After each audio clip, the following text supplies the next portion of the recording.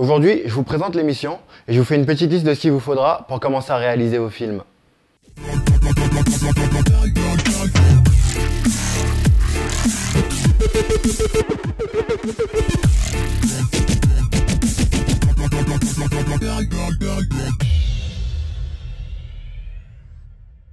Bonjour, vous regardez le tout premier épisode du réalisateur fauché. Je m'appelle Gaël et je vais vous expliquer de quoi il s'agit.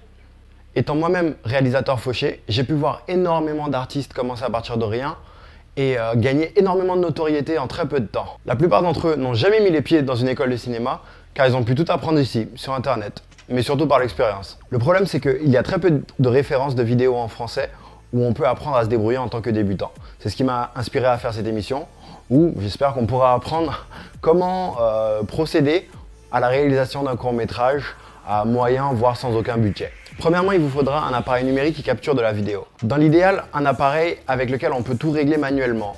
La vitesse, l'isométrie, l'exposition, pour avoir un contrôle total sur l'image que vous allez obtenir. Qui permet d'interchanger les objectifs pour pouvoir varier vos plans et jouer avec la profondeur. Qui filme en HD, en 720p ou en 1080p, car plus personne ne veut voir de la SD. J'utilise moi-même un Canon 550D qui remplit tous ces critères et qui coûte moins de 400 €. Voilà.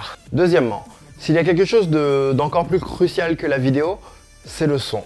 Vous pouvez suivre l'histoire d'un court-métrage. Par exemple, si la vidéo n'est pas bonne mais que le son est parfait, l'inverse est clairement casse-couille. Généralement, les micros intégrés dans les caméras sont vraiment nuls. Donc le mieux, c'est d'enregistrer avec un enregistreur externe. C'est-à-dire, vous enregistrez avec quelque chose d'autre que votre caméra et plus tard en post-production, vous allez rejoindre l'audio et la vidéo.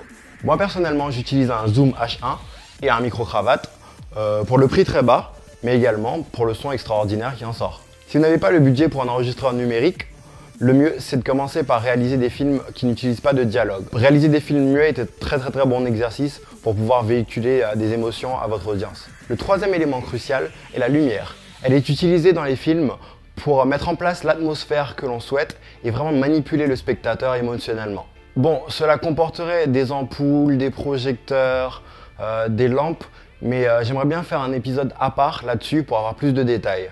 Pour l'instant, je vous conseillerais d'utiliser la plus grosse source de lumière que vous pouvez trouver, le soleil, et l'avantage c'est que c'est gratuit. Une fois que vous avez tout ça, vous êtes prêts. Ce qui est très important, c'est de lire les manuels d'utilisation de vos appareils, de les prendre, de jouer avec, de vous entraîner en quelque sorte, de façon à ce que vous soyez à l'aise à 100%.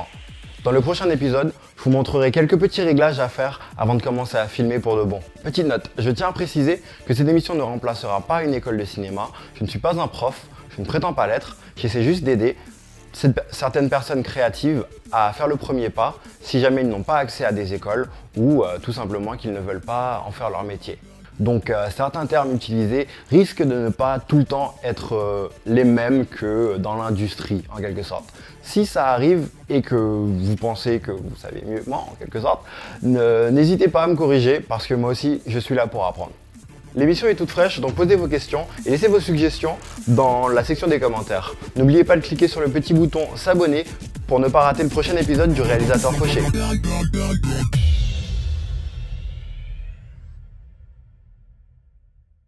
Le problème, c'est qu'il y a très peu de références vidéo en français où on peut apprendre à se débrouiller en tant que débutant.